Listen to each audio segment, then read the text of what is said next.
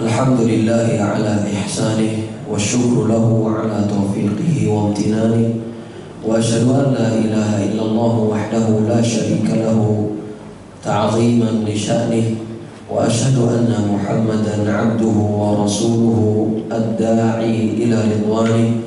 Allahumma shalli 'alaihi wa ala ashabihi wa man tabi'ahum bi ihsanin ila yaumil qiyamah. Wa ba'd. Allahumma bika asbahna wa bika amsayna wa bika nahya wa bika namutu wa ilayka an-nusyur.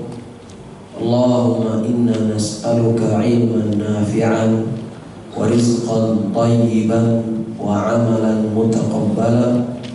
Allahumma inna nas'aluka 'ilman nafi'an wa na'udzu bika min 'ilmin la yanfa'. Allahumma 'allimna ma yanfa'una wanfa'na bima 'allamtana wa zidna 'ilma. Allahumma aslih lana ilahana sya'nana kullah wa la takilna ila anfusina tarfata 'ain.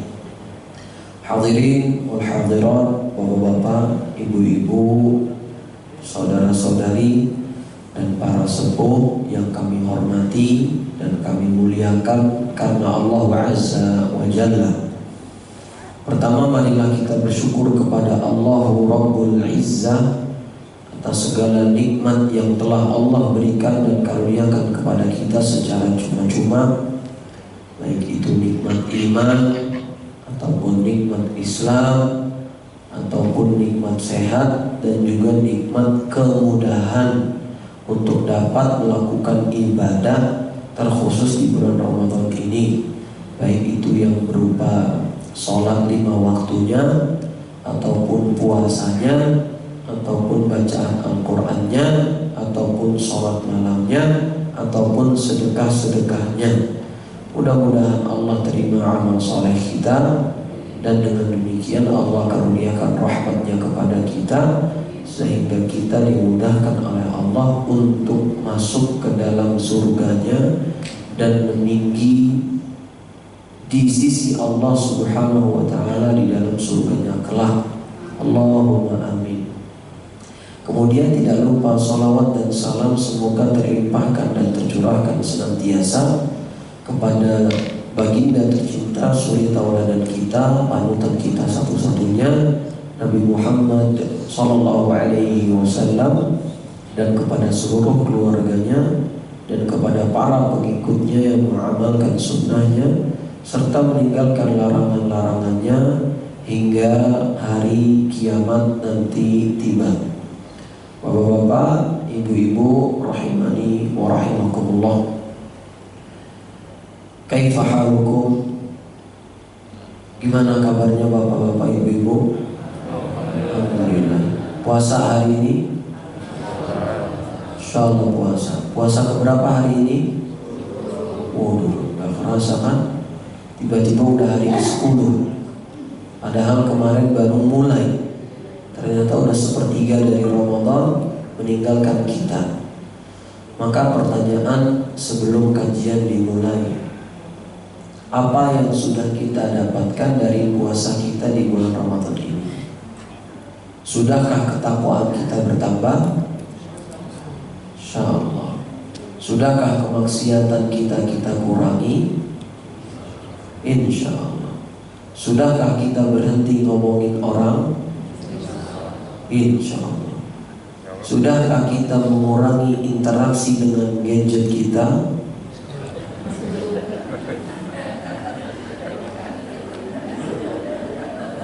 Pak, Bu, seringkali saya ingatkan, seringkali saya sampaikan, bulan Ramadan bulan terbaik untuk panen pahala.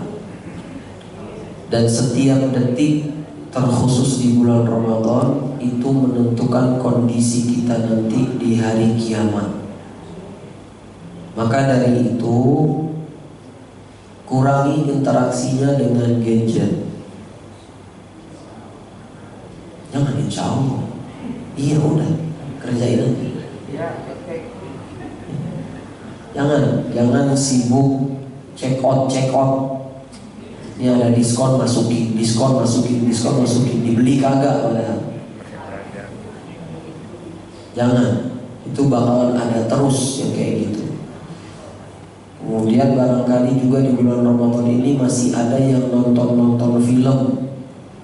Nah ini juga sama. Ini nanti kalau kata asatidzah kita, nanti pahalanya roaming, nanti pahalanya terhambat. Jangan ya. Maka bapak-bapak, ibu-ibu, sadari bahwasanya ini adalah Ramadan terakhir kita. Ramadan tahun depan belum tentu kita orang masih hidup. Maka dari itu maksimalkan dan manfaatkan dengan baik, karena Ramadan adalah momen terbaik untuk melipat gandakan pahala, baik itu secara kualitas ataupun kuantitas. Dua-duanya Allah lipat gandakan. Maka merugi kita-kita yang masih disibukkan dengan urusan duniawi, tapi tidak memfokuskan diri untuk beribadah kepada Allah dan bersiap sebelum menuju akhirat nanti. Makanya para ulama terdahulu, mereka itu kalau udah bulan Ramadan mereka ngendep. Apa ngendep, Pak? Hah? Apa ya? Berdiam diri, ngendep di masjid. Bukan ke mall, bukan, tapi ke masjid mereka. Bahkan disebutkan oleh para ulama bahwasanya Imam Ahmad ibn Hanbal itu kalau udah bulan Ramadan, beliau nggak buka majelis taklim. Itu sekelas Imam Ahmad. Kenapa beliau nggak mau menyampaikan ilmu? Bukan, tapi beliau betul-betul ingin memanfaatkan ibadah di bulan Ramadan. Fa'ala kulli hal, bapak-bapak, ibu-ibu, mudah-mudahan duduknya kita di majelis ini adalah salah satu di antara penyebab kita masuk surga Allah Azza wa Jalla. Dan mudah-mudahan dengan hadirnya kita di majelis ini, kita menjadi hamba Allah yang dicintai olehnya, dan juga Allah inginkan kebaikan kepada kita semua. Karena Nabi pernah berkata, man yuridillahu bihi khairan yufaqihuhu fid-din. Siapa yang Allah kehendaki baginya kebaikan, Allah jadikan dia paham terhadap agamanya. Berarti ketika kita duduk di majelis ilmu seperti ini, tandanya Allah masih pengen kebaikan untuk kita. Tapi ketika kita nggak mau duduk di majelis ilmu, tandanya Allah tidak menginginkan kebaikan untuk kita. Mengerikan. Tayyib, bapak-bapak, ibu-ibu, rahimani wa rahimakumullah. Sebagaimana pelajaran yang sudah-sudah, bahwasanya kita itu setiap Sabtu malam sebenarnya itu membaca, atau setiap Sabtu malam pekan pertama kalau tidak salah, betul ya Herwin, kita membahas buku Al-Lu'lu' wal Marjan fi mattafaqa alaihi syaikhan. Membahas sebuah buku yang berjudul Al-Lu'lu' wal Marjan, yaitu permata dan intan, terhadap hadis-hadis yang disepakati oleh dua syekh, yaitu Syekh Al-Imam Al-Bukhari dan juga Imam Muslim. Jadi hadisnya hadis-hadis yang sahih disebutkan oleh Imam Bukhari dan juga Imam Muslim, dikumpulkan dalam satu kitab. Nah, alhamdulillah pada pertemuan yang lalu kita sudah mempelajari bersama kurang lebih 8 hadis. Dan sekarang masuk kepada hadis yang ke-9. Hadis yang ke-9 disebutkan tentang Islam itu dibangun di atas 5 perkara. Islam itu dibangun di atas 5 perkara. Bagaimana bunyi hadisnya? Nabi SAW berkata, atau Abdullah ibnu Umar radhiyallahu ta'ala anhuma, beliau berkata, qala Rasulullah sallallahu alaihi wasallam, berkata Rasulullah sallallahu alaihi wasallam, buniyal Islamu ala khamsin, agama Islam itu dibangun di atas 5 perkara. Yang pertama, syahadati alla ilaha illallah wa anna muhammadar rasulullah. Yang pertama adalah bersaksi bahwasanya tidak ada Tuhan yang berhak diibadahi dengan benar kecuali Allah, dan Nabi Muhammad adalah utusan Allah. Ini pondasi atau rukun yang pertama. Yang berikutnya wa iqamis shalah. Yang kedua adalah menegakkan salat. Yang ketiga wa itaiz zakah, menunaikan zakat. Wal hajj, dan yang keempat pergi haji, dan yang kelima wa shaumi ramadhan, berpuasa di bulan Ramadan. 5 rukun Islam. Rukun artinya tiang atau pondasi.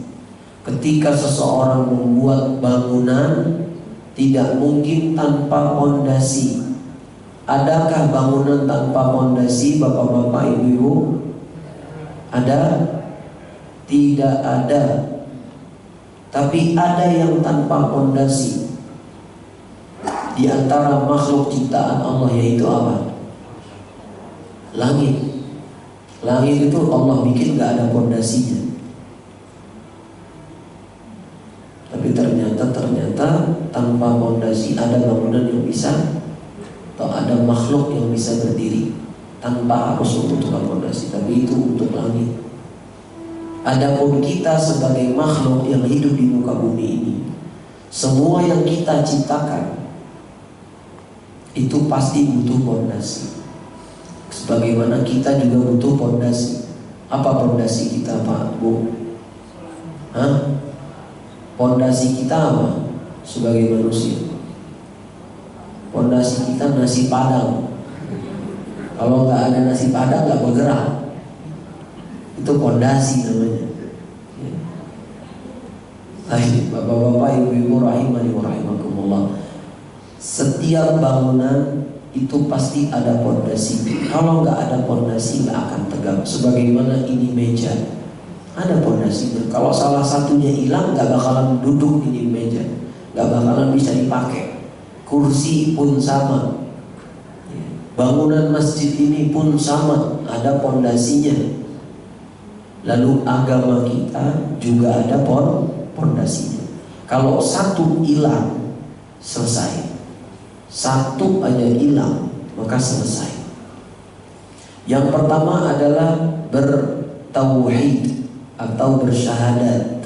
Dan bapak-bapak, ibu-ibu, ketahuilah bahwasanya syahadat itu terbagi menjadi 2. Syahadat terbagi menjadi 2. Yang pertama syahadatut tauhid, syahadat untuk mengesahkan Allah, yaitu dengan ucapan apa? Asyhadu an la ilaha illallah. Kita bersaksi bahwasanya Allah doang satu-satunya Tuhan yang berhak diibadahi. Kalau ada orang Islam yang masih mengucapkan atau masih memiliki keyakinan ada Tuhan selain Allah, berarti keimanannya tidaklah sempurna dan dia tidak bertauhid dengan sebenar-benarnya. Orang Islam itu yang benar Islamnya, gak boleh dia mengakui bahwasanya Yesus itu adalah Tuhan, ataupun Tuhan-Tuhan yang disembah oleh orang-orang Hindu, orang-orang Buddha, orang-orang Konghucu dan semisalnya. Itu gak boleh kita yakini kalau mereka adalah Tuhan, gak boleh. Yang harus kita yakini satu-satunya Tuhan hanyalah siapa? Allah subhanahu wa ta'ala. Adapun selain Allah, mereka bukan Tuhan. Kalau ada yang mengatakan, ya udah kau sembah Tuhanmu, saya Tuhan sembah Tuhanku, ini berarti salah. Kenapa? Karena di antara makna dari la ilaha illallah adalah an-nafyu wal itsbat, meniadakan dan menetapkan. Meniadakan siapa? La ilaha, tidak ada Tuhan. Meniadakan Tuhan selain siapa? Selain Allah. Jadi kita kalau mau menjadi orang yang beriman seutuhnya, kita harus meniadakan semua Tuhan dulu. Kemudian baru kita tetapkan siapa? Illallah, kecuali Allah. Jadi nggak ada Tuhan kecuali Allah satu-satunya. Al-Ahadus Samad, yang sendiri dan yang tidak butuh kepada siapapun. Maka ini yang pertama, syahadati an la ilaha illallah, tauhid, syahadatu tauhid. Yang kedua, syahadatul rasul, syahadat tentang rasul, syahadat tentang rasul, yaitu kita meyakini, menetapkan dan mengakui bahwasanya Nabi Muhammad adalah sebenar-benar utusan Allah. Adapun selain itu maka beda cerita. Dan dalam bersyahadat kepada Nabi Muhammad ada konsekuensinya. Yang pertama yaitu membenarkan bahwasanya beliau adalah utusan Allah. Kita harus yakin dan kita nggak boleh ragu bahwasanya Nabi Muhammad adalah utusan Allah. Yang kedua, kita membenarkan apa yang beliau bawa. Maksudnya apa? Kita benarkan bahwasanya Nabi Muhammad itu memiliki risalah, yang mana risalah ini datangnya dari siapa? Allahu Rabbul Alamin. Kalau kita ragu, oh masa iya ini hadis Nabi? Masa iya sih ini Nabi yang bilang? Masa iya sih? Masa iya? Berarti syahadat kita kurang sempurna. Dan yang ketiga yaitu mengerjakan apa yang beliau perintahkan. Kalau kita mengaku Nabi Muhammad adalah utusan Allah, maka konsekuensinya kita harus mengerjakan apa-apa yang beliau perintahkan. Gak boleh neko-neko, gak boleh ditawar-tawar. Nabi bilang perempuan itu semuanya aurat kecuali muka sama tangannya. Maka ibu-ibu jangan keluar rumah gak pakai jilbab, jangan keluar rumah gak pakai kaos kaki. Masih ada yang kayak gitu? Gak ada insya Allah ya. Gak ada kan ya Bu ya? Ada. Masya. Nabi yang bilang seperti itu. Jangan kemana-mana, jangan menampakkan aurat kepada yang bukan mahram, kecuali pakai semuanya. Yang boleh dilihatin cuma muka sama tangan. Itu buat perempuan. Buat laki-laki, laki-laki itu auratnya dimulai dari pusar sampai dengkul. Dari pusar sampai dengkul. Ya. Maka dari itu jangan ada orang atau laki-laki yang keluar rumah, mohon maaf, pakai sepak bola. Jangan. Ya. Kalau di dalam rumah dilihat istri terserah, karena itu boleh. Tapi kalau udah keluar rumah jangan. Ada laki-laki keluar rumah pakai boxer doang, pahanya kelihatan. Iya kalau bersih. Kalau wudu kan udahlah dosa dicela manusia. Ya. Maka kalau kita mengikuti atau mengakui Nabi Muhammad adalah utusan Allah, ikuti perintahnya. Nabi suruh laki-laki sholatnya di masjid. Maka salah kalau ada laki-laki sholatnya di rumah. Nabi suruh kita untuk banyak sedekah. Maka salah kalau ada orang yang pelit-pelit. Nabi suruh kita untuk perbanyak atau memperbaiki akhlak kita. Maka salah kalau ada orang yang kerjanya ngotot mulu, ngegas terus. Salah. Ya. Dan Nabi memerintahkan kepada kita untuk berkata yang baik atau diam. Ini enggak ada orang kerjanya nyerocos saja, sukanya berantem, sukanya debat. Salah. Ya. Maka ini yang ketiga dari konsekuensi kita mengakui Nabi Muhammad adalah utusan Allah. Konsekuensi yang keempat adalah meninggalkan apa yang beliau larang. Apa saja yang Nabi larang jangan dikerjain. Tapi ternyata kebanyakan kaum muslimin masih banyak yang tidak mau mematuhi perintah atau meninggalkan larangan Nabi Muhammad SAW. Nabi larang kita untuk ngibul. Tahu ngibul? Tahu ngibul? Kalau ngapusi tahu? Tahu. Apa lagi? Ya. Berdusta itu dilarang sama Nabi. Maka jangan kita berdusta, apalagi di bulan puasa. Ada orang di bulan puasa itu puasa. Dia ada puasa, padahal tadi jam 11 masuk ke dalam warteg, makan di situ, mokel. Hati-hati dosa. Ya. Jangan, nggak boleh. Ya. Maka dari itu bapak-bapak ibu-ibu, yang pertama yang harus kita miliki dan kita pastikan ada di dalam hati dan kehidupan kita terkait agama kita adalah bersyahadat. Yang kedua, wa iqamis shalah, dan menegakkan sholat. Menegakkan, bukan sekedar mengerjakan. Kenapa kok Nabi bilangnya menegakkan, iqamah, bukan sekedar mengerjakan? Kenapa? Karena sholat itu penting. Dan sholat itu bukan cuma sekedar untuk dikerjain, tapi untuk diperhatikan.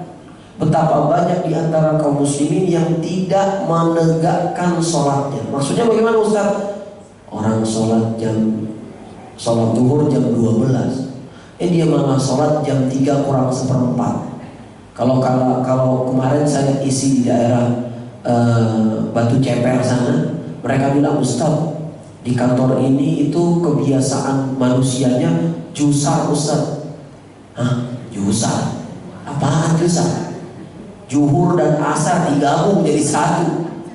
Ya Allah, mepet-mepet. Jadi sengaja Ustaz datang ke musolanya itu seperempat jam sebelum asar. Jadi sengaja dia sono sholat zuhur menjelang asar, kemudian setelah itu dia standby di situ sampai asar dikumandangkan. Nah ini namanya bukan menegakkan sholat. Karena menegakkan sholat itu menegakkannya di awal waktu. Maka dari itu bapak-bapak ibu-ibu, menegakkan sholat adalah rukun Islam yang kedua. Baik itu dari segi waktunya, ataupun dari segi kesiapannya, ataupun dari segi prosesinya. Maksudnya gimana Ustaz? Dari segi waktunya, jangan terlambat. Jangan terlambat. Adapun dari sisi persiapannya, wudunya yang benar. Wudunya diperhatiin. Pakaian yang dipakai buat sholat juga diperhatiin. Tempat yang dipakai buat sholat juga diperhatiin. Jadi jangan sembarang sholat, pakai baju habis kena najis dan lain seterusnya. Naudzubillah. Kemudian dalam prosesinya diperhatiin sholatnya tumakninah atau enggak. Harus tumakninah, karena tumakninah itu rukun. Tumakninah itu tenang dalam melaksanakan sholat. Nah ini enggak. Ada orang ya, baru lagi kemarin tuh, terakhir beberapa tahun yang lalu, itu sholat tercepat 23 rakaat 7 menit. Kemarin ada berita lagi baru 2026, 23 rakaat 6 menit. Masya Allah. Bukan dia taubat, malah bangga. Ini kau coba Bu, kalau 23 rakaat dalam waktu 6 menit, berarti serokaat itu berapa detik? Berapa detik serokaat loh? Apa yang dia baca? Nggak ada itu videonya, ada, dia cuma manggut-manggut kayak orang goyang jadinya. Salah ini bukan sesuatu yang benar. Ya. Kenapa kok mereka bisa seperti itu? Mungkin karena kurang ilmu. Mereka nggak belajar bahwasanya sholat itu harus tumakninah. Kadar tumakninah itu Pak, Bu, di dalam sholat Minimal kita orang harus baca sekali bacaan. Contoh, kita orang ruku Allahu Akbar Subhana Rabbiyal Azimi wa bihamdi. Boleh pakai wa bihamdi, boleh juga nggak pakai. Sekali itu namanya tumaknina. Tapi kalau Allahu Akbar, sami'allahu liman hamidah, Allahu Akbar, Allahu Akbar, apa yang dibaca? Nggak ada. Tumaknina itu paling tidak kita orang baca sekali pikirnya. Kalau 23 rakaat 6 menit, apa yang dia baca? Nggak ada. Maka bapak-bapak, ibu-ibu, sholat jangan buru-buru. Cepat boleh, tapi bukan berarti nggak tumanina. Maksudnya gimana? Sholat cepat boleh? Boleh sholat cepat. Antum baca sholat iftitah Subhanakallahumma rabbana wa bihamdika wa tabaraka ismuka wa ta'ala jadduka wa la ilaha ghairuka. Selesai, boleh. Atau baca Allahu Akbar kabira, atau baca wajjahtu wajhi, atau dan lain seterusnya, boleh. Kemudian baca Al-Fatihah, ini wajib, harus dibaca Al-Fatihah. Orang sholat nggak baca Al-Fatihah nggak sah. Kalau setelah Al-Fatihah nggak baca surat pendek nggak apa-apa. Abis waladhdallin, amin, Allahu Akbar, boleh. Kemudian ruku baca Subhana rabbiyal azim wa bihamdi sekali. Setelah itu sami'allahu liman hamidah, Rabbana walakal hamd, Allahu Akbar Subhana Rabbiyal A'la wa bihamdi, Allahu Akbar Rabbighfirli Rabbighfirli, Allahu Akbar Subhana Rabbiyal A'la wa bihamdi, Allahu Akbar. Itu boleh. Tapi kalau tak tok, waduh, berantakan. Ini namanya bukan menegakkan sholat. Entah apa yang ada di pikiran mereka. Ya, semoga Allah berikan hidayah. Ya. Kemudian bapak-bapak ibu-ibu, di antara rukun Islam adalah wa itaiz zakat, yaitu menunaikan zakat. Ini zakat dibayar. Zakat itu cuma separuh, bahkan tidak ada separuh, 2,5 dari penghasilan kita atau dari harta yang kita miliki. Dan itu pun harus nunggu setahun, 1 haul. Dan itu pun sudah harus mencapai nisab. Kalau belum sampai ya nggak bisa, nggak perlu. Adapun zakat yang di bulan ini harus minta kita bayarkan, yaitu yang terbaiknya di waktu atau paling lambatnya sebelum sholat Id dilaksanakan. Yaitu apa? Zakat apa ibu? Pak? Zakat fitrah atau zakat fitr. Itu jangan lupa dibayar. Jangan lupa dibayar. Dan usahakan pakai bahan pokok makanan negara kita, yaitu apa? Beras. Ustaz, boleh nggak kalau pakai uang? Boleh, tapi uangnya dibeliin beras. Meskipun ada sebagian ulama yang membolehkan membayar zakat pakai uang, jadi kita ngasih duit ke orang-orang fakir miskinnya.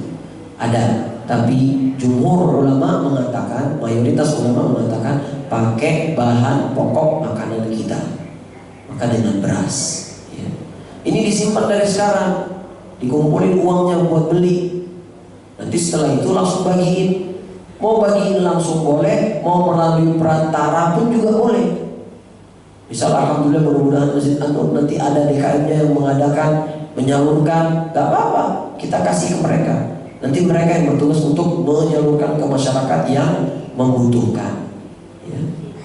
Maka tunaikan zakat, jangan disimpan-simpan duitnya, jangan disimpan-simpan hartanya. Kalau emang udah masuk waktunya bayar, jangan ditunda-tunda. Ya.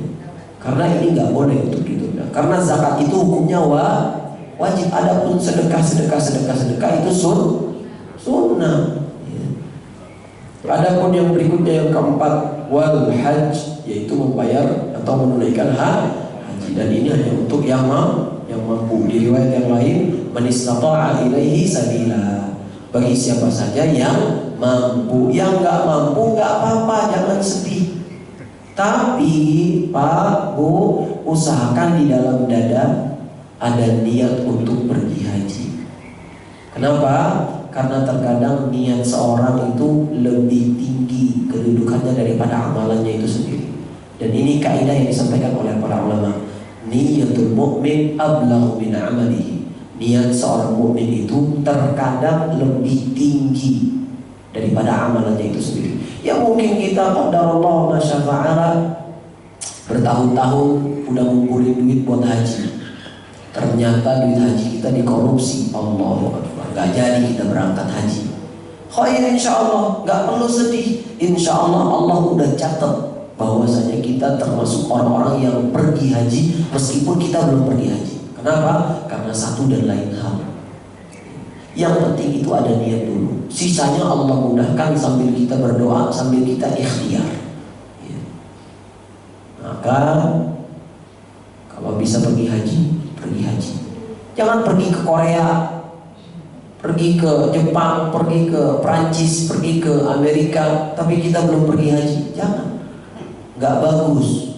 Karena Nabi pernah mengatakan la tasyuddur rihal illa ila thalathati masajid. Jangan kalian kencangkan sabuk dalam rangka bepergian kecuali ketiga masjid, yaitu Masjid Al-Haram, Masjid Nabawi, dan Masjid Al-Aqsa. 3 masjid ini doang yang Nabi nyuruh kita untuk ayo pergi. Adapun ke masjid-masjid yang lain enggak. Kalau ke masjid-masjid yang lain aja enggak, apalagi ke Jepang, Prancis, dan lain sebagainya. Maka dari itu bapak-bapak, ibu-ibu, kalau punya rezeki, gunakan untuk pergi haji. Gunakan untuk pergi haji. Karena Nabi juga pernah mengatakan wal hajjul mabrur laisa lahu jazaa illa jannah. Haji yang mabrur gak ada balasan yang lebih pantas kecuali apa? Surga. Asal mabrur, bukan cuma sekedar cari gelar haji atau hajah. Kalau pengen dapat gelar haji, dapat gelar hajah, nggak perlu haji, silahkan berangkat aja umroh. Nanti di situ dipanggil sama polisinya, ya haji, hajah, ya hajah. Kalau cuma pengen dapat gelar haji atau hajah, tapi kalau ingin mendapatkan surga, pastikan haji yang kita lakukan itu mabrur.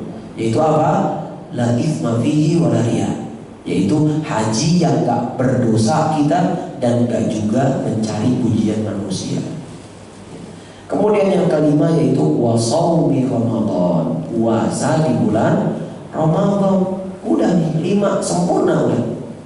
Hadis yang sebelumnya yang sudah kita pelajari, siapa yang tatkala itu Nabi SAW pernah didatangi oleh orang Badui, dan orang Badui itu berkata, wahai Rasulullah, amalan apa yang kalau aku lakukan aku akan masuk surga dan aku akan dijauhkan dari api neraka? Kemudian Nabi katakan, ente tauhid, ente sholat, ente puasa, ente bayar zakat, ente sambung tali silaturahim. Ini 5 nih kalau ente kerjain, ente masuk surga. Kemudian si orang Badui mengatakan, wallahi la azidu ala hada wa la anqus. Demi Allah aku gak akan nambah dan aku gak akan kurang. Aku cuma mau mengerjakan 4 atau 5 perkara tersebut aja. Kemudian Nabi katakan, siapa yang pengen melihat kepada penduduk surga, maka lihat itu orang. Lihat itu orang. Berarti dengan cara mengerjakan yang wajib itu kita bisa masuk surga. Apalagi kalau kita orang kerjain yang sunnah ya. Bapak-bapak, ibu-ibu rahimani wa rahimakumullah ya.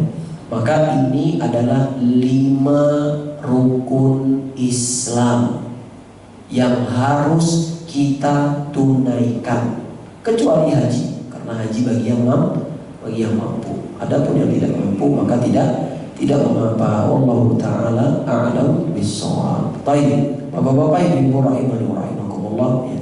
Kurang lebih ini yang dapat kami sampaikan. Semoga bisa bermanfaat dan diambil faedahnya. Insya Allah kita akan lanjutkan kembali hadis berikutnya, yaitu hadis yang ke-10 dari sahabat Nabi yang mulia Abdullah bin Abbas radhiyallahu taala anhu, tentang perintah beriman kepada Allah dan Rasulnya serta syariat Islam dan juga mendakwahkannya kepada manusia. Barakallahu fikum wa ahsanallahu ilaikum wa jazakumullahu khairan wa sallallahu ala nabiyina Muhammad walhamdulillah rabbil alamin. Baik hadirin yang dirahmati Allah Subhanahu wa taala, demikian kita sudah mendengarkan kajian pada kesempatan pagi hari ini yang mengangkat tema tentang bunyal Islam al-Khamsin. Baik teman sekalian, silakan untuk sesi tanya jawab. Barangkali ada pemaparan atau penjelasan yang disampaikan oleh kita, ada yang kurang jelas ataupun bisa menanyakan tentang hal lain, silakan. Ada Pak Heri dulu, silakan.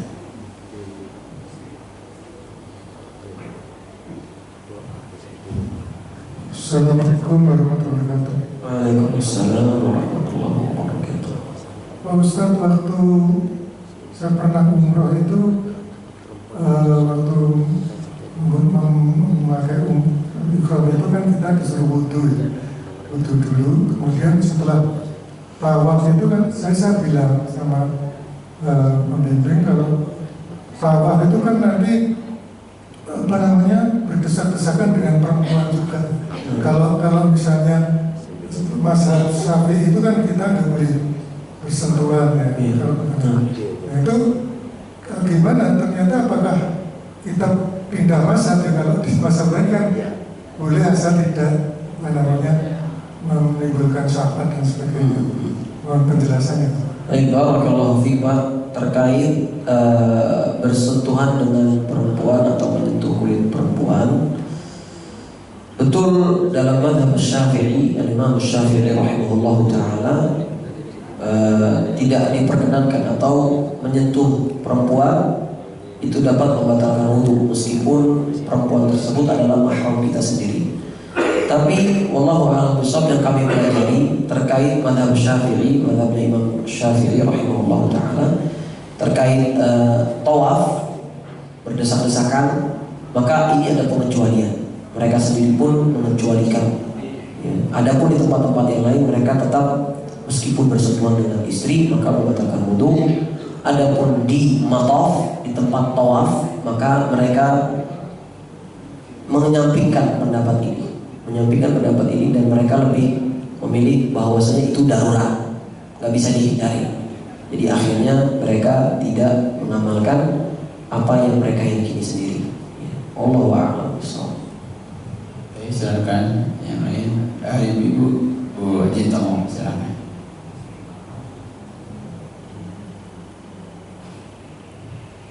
Assalamualaikum warahmatullahi wabarakatuh. Waalaikumsalam warahmatullahi wabarakatuh. Pak Ustaz tadi menerangkan mengenai sholat. Sholat itu kan ada membaca Al-Fatihah, kemudian membaca surat. Tapi kalau membaca surat itu kadang lupa, umpama Al-Nasr, Al-Qasr, terus selanjutnya lupa. Apakah boleh kita pindah ke umpama Qul-Huwallah gitu? Assalamualaikum warahmatullahi wabarakatuh. Waalaikumsalam warahmatullahi wabarakatuh. Baik, Bapak-bapak, ibu-ibu, kalau sholat kemudian kita lupa, maka ingat kepada hukum asal awalnya. Allah katakan faqra'u ma tayassara minal Qur'an. Baca oleh kalian yang mudah dari Al-Quran. Maksudnya apa? Yang kita hafal aja yang kita baca. Kalau kita nggak hafal, nggak perlu dipaksain, ya. Tapi kalau misalnya praktek di lapangan, kita orang lagi sholat, kemudian baca surat Sabbih isma rabbikal a'la, ternyata lupa, tiba-tiba pindah ke Al-Ghasyiyah karena ayatnya mirip-mirip, atau dari surat Al-Infitar pindah ke Al-Mutaffifin karena di dalam Al-Infitar dan Al-Mutaffifin itu sama-sama ada innal abrara lafi na'im. Adapun di Al-Infitar lanjutannya wa innal fujjara lafi jahim. Adapun di Al-Mutaffifin 'alal araiki yanzurun. Akhirnya ketukar, nih gimana ceritanya nih? Perasaan nggak sampai sini ujungnya, kok jadi kayak gini ya? Maka boleh bagi kita untuk ganti surat, boleh, dan boleh juga bagi kita untuk berhenti sampai situ aja. Kita udah lupa, ya udah mentok, selesai, lupa Allahu Akbar, selesai, boleh. Ya. Maka dari itu, kalau kita orang jadi imam, jangan ngotot. Yang bisa aja udah. Kalau nggak apa, jangan dipaksa. Kenapa? Karena nanti akan menimbulkan gaduh. Dan syariatnya sebenarnya, kalau seseorang jadi imam dalam sholat berjamaah, yang di belakang imam itu harus orang yang juga hafal Quran. Jadi jangan sembarang orang yang berdiri di belakang imam. Ya, kita orang harus pilih-pilih. Jadi imam nanti cek. Ini kelihatan nih. Ini orang kayaknya belum hafal Quran. Jangan, suruh dia geser. Pak, geser, mohon maaf. Ini ada orang yang lebih berhak. Suruh dia maju. Dan kita sebagai orang yang hafal Al-Quran misalnya, jangan sengaja pula duduknya di pojok. Nggak mau. Jangan nggak mau, itu tanggung jawab antum. Karena khawatir apa? Ketika nanti si imam salah, itu nggak disautin dari sebelah sana. Karena boleh kita fathah itu artinya membuka, bantu imam dalam melanjutkan ayat yang dia baca. Boleh, bisa. Contoh saya jadi imam baca surah. Qadarullah keliru, kemudian ternyata di soft keempat ada ustaz ini hafal Quran. Akhirnya dia bersuara, ternyata di belakang situ juga ada ustaz lagi, di sebelah situ juga ada ustaz. Akhirnya ustaz sama-sama ngebenerin saya. Akhirnya apa? Gaduh. Tapi kalau ada satu yang standby di belakang, ini lebih aman. Yang di belakang jadi bisa bantuin, bacain innal abrara lafi na'im. Dan imam langsung betul, innal abrara lafi na'im. Boleh seperti ini. Maka bapak-bapak, ibu-ibu, terkhusus bapak-bapak, kalau emang kita orang belum hafal Quran, jangan di belakang imam. Tahu diri, ya, tahu diri. Kasihan nanti imamnya nungguin. Iya, mana jawabannya? Kok nggak datang jawabannya? Akhirnya dia bingung, berdiri lama dia nungguin jawaban kita itu, dia nungguin bantuan kita. Ya, maka pastikan di belakang imam adalah orang yang hafal Quran. Dan pastikan juga yang jadi imam itu, kata Nabi SAW, aqra'uhum li kitabillah, yang paling bisa baca atau paling hafal Al-Quran. Jadi jangan yang paling tua yang jadi imam, enggak. Yang tua kadang nggak hafal Quran. Jadi yang jadi imam itu yang hafal Quran dan ngerti tentang fikih sholat. Ini pelajaran buat kita semua ya. Baik, ada pun tadi pertanyaan ibu, kalau ternyata lupa, boleh ganti surat, boleh juga berhenti langsung ruku. Seperti itu ibu. Allahu a'lam bishawab. Baik, hadirin silakan, dan masih ada waktu. Ada lagi? Silakan.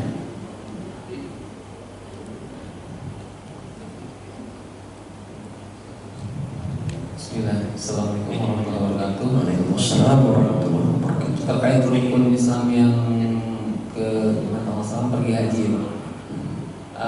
terkait dengan kemampuan kita, mungkin kemampuan secara finansial bisa, ya, tapi secara waktu tidak bisa. Artinya dengan masa tunggu yang terlalu lama, apakah itu menjadi suatu kewajiban kita karena punya kemampuan finansial ataupun fisik saat ini? Tapi untuk 30 tahun lagi kita kan belum tahu ya, betul. Kalau demikian. Tapi pertanyaannya bagus ya, Masya Allah. Secara finansial mampu, secara kekuatan pun mampu, tapi ternyata terhalang oleh waktu. Karena kita orang di Indonesia ini kalau mau haji kudu ngantri. Dan alhamdulillah itu nikmat juga sebenarnya. Itu tandanya kalau orang-orang Islam di agama di Indonesia itu semangat buat pergi haji. Ya. Kalau ternyata kita orang berbayar, ya siap nih, kita antrian ke berapa? Setelah 30 tahun kita orang pasti berangkat. Ternyata qadarullah wa syafa'al, ada halangan-halangan, entah karena kita meninggal, entah karena kita sakit, atau karena dikorupsi.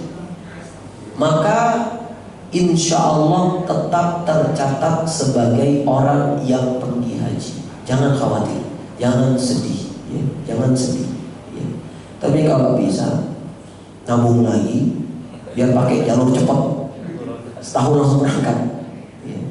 Mudah-mudahan Allah mudahkan. Asal ada niat, insya Allah ada jalan. Makanya dalam sebuah hadis Nabi SAW itu pernah mengatakan, siapa yang kebiasaannya melakukan ibadah, namun ternyata pada suatu waktu dia terhalangi karena sakit atau karena safar, maka tetap dia dapat pahala sebagaimana kebiasaan dia. Misal ada orang kebiasaannya baca Quran, qadarullah dalam satu hari dia sakit, maka tetap dapat pahala orang baca Quran. Kebiasaan dia sholat rawatib, qadarullah dia safar, maka tetap dapat pahala sholat rawatib, dan seterusnya seperti itu. Wallahu a'lam bishawab. Wallahu a'lam bishawab. Oke, silakan, ada lagi, masih ada waktu. Pak Fira di sana.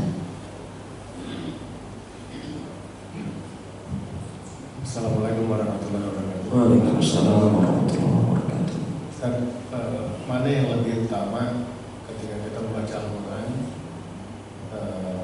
apalagi di bulan Ramadan ya, memperbanyak bacaannya atau memperbanyak jumlah katamnya misalnya, atau memperbaiki bacaannya dan membaca arti-artinya, atau juga kan kalau kita diajarkan untuk membaca surat Al-Kahfi setiap hari Kamis, Jumat ya, sampai Jumat sore. Mana yang lebih utama kita jalankan dalam membaca Al-Quran? Terima kasih. Assalamualaikum warahmatullahi wabarakatuh. Waalaikumsalam. Barakallahu fiik. Terima kasih atas pertanyaannya. Pertanyaannya bagus ya. Bulan Ramadan mana yang lebih utama? Khatam atau memperbaiki bacaan atau membaca surat tertentu yang ada dalilnya? Wallahu a'lam bishawab. Kalau bisa semuanya. Khatam dapat, perbaiki bacaan dapat, dan baca surat-surat tertentu juga dapat. Tapi kalau nggak dapat, maka usahakan khatam. Dan ini sudah disebutkan oleh para ulama, yang terbaik itu menghatamkan Al-Quran di bulan Ramadan.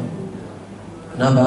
Karena kebiasaan para salaf terdahulu dan juga Nabi SAW itu sering menghatamkan Al-Quran. Makanya ketika Nabi sudah mau meninggal, Nabi Muhammad murojaah Al-Qurannya sama Jibril alaihissalam sebanyak 2 kali.